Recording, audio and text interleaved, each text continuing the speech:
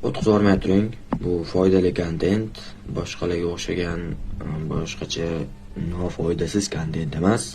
Bugun sizlar bilan ingliz tili speakingda ikkita advanced structure o'rganamiz.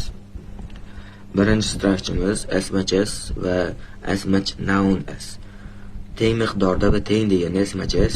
Misol uchun, I trust my wife as much as I trust my mother. Men ayolimga, onamga ishonganchalik ishonaman.